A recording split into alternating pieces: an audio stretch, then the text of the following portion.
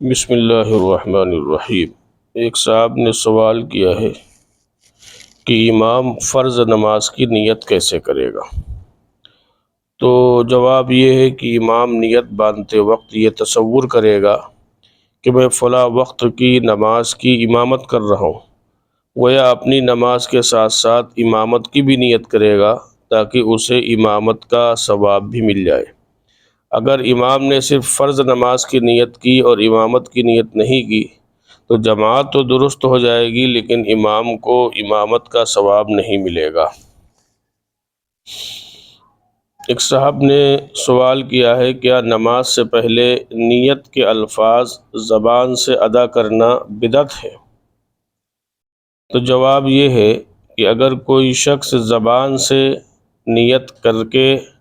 الفاظ کہنے کو ضروری سمجھے تو یہ بدعت ہوگا، لیکن اگر ضروری نہ سمجھے بلکہ صرف اپنے دل کو مطمئن کرنے کے لیے زبان سے نیت کے الفاظ کہہ لے تو اس میں کوئی حرج نہیں، یہ بدعت نہیں ہے۔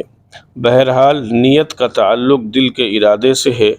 اور زبان سے اس کا تلفظ ضروری نہیں ہے۔ ایک صاحب نے سوال کیا ہے عورت کے لیے ناپاکی کے دنوں میں پہنے ہوئے کپڑوں کو پاک ہونے کے بعد بغیر دھوئے پہن کر نماز پڑھنا کیسا ہے؟ تو اس کا جواب یہ ہے ناپاکی کے زمانے میں پہنے گئے کپڑوں پر اگر نجاست کا اثر ظاہر نہ ہو تو پاک ہونے کے بعد انہیں پہن کر نماز پڑھنے میں کوئی حرج نہیں ہے، البتہ اگر ان کپڑوں میں ناپاکی لگنے کا گمان ہو تو پاک کیے بغیر نماز پڑھنا درست نہ ہوگا۔ ایک سوال کیا ہے ایک صاحب نے کہ نماز شروع کرنے کے بعد نیت میں تبدیلی کی جا سکتی ہے یا نہیں؟ مثلا میں نے 2 رکعت نفل کی نیت سے شروع کی، پھر خیال آیا تو مجھے تو 4 رکعت سنت پڑھنی تھی، 2 پڑھنی تھی یا 4 سنت پڑھنی تھی، تو اب نیت بدلے گی یا نہیں؟ اگر بدلے گی تو کیسے بدلے گی؟ تو اس کا جواب یہ ہے کہ اس سلسلے میں یہ سمجھنا چاہیے کہ جتنی بھی نماز سنت ہیں شریعت میں وہ سب نفل کے درجے میں آتی ہیں، گویا نفل کے کئی درجات ہیں، کوئی سنت مؤکدہ ہے، کوئی غیر مؤکدہ، کوئی عام نفل، اور اس طرح کی تمام نمازیں مطلق نماز کی نیت سے صحیح ہو جاتی ہیں، لفظ سنت یا نفل کا خیال کرنا ضروری نہیں ہے۔ لہٰذا اگر کسی شخص نے نفل کی نیت سے سنت شروع کر دی تو بھی اس کی سنت ادا ہو جائے گی۔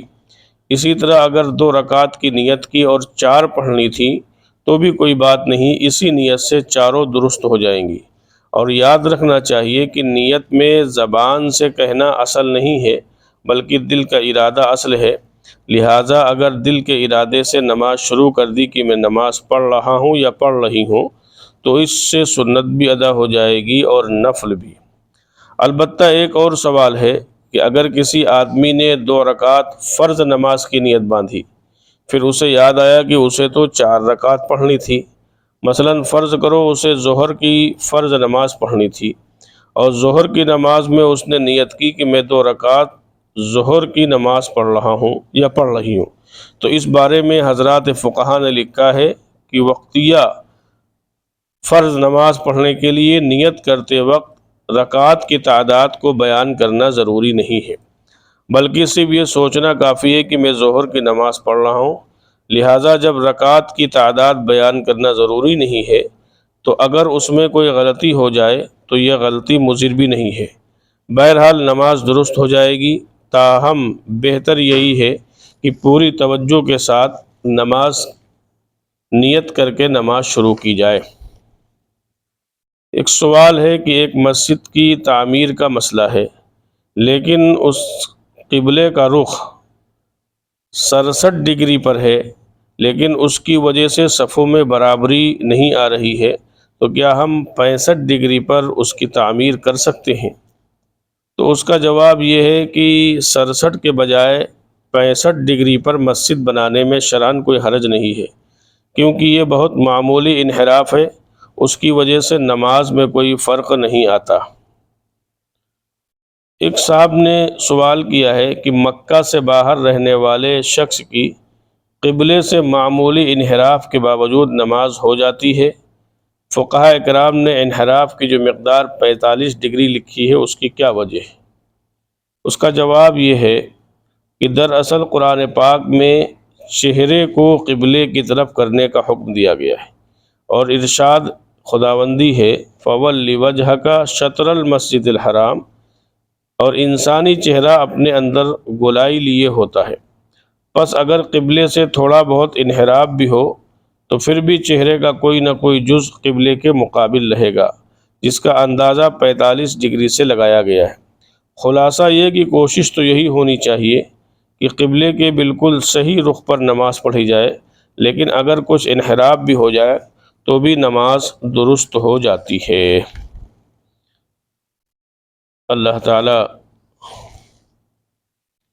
ہمیں عمل کی توفیق عطا فرمائے۔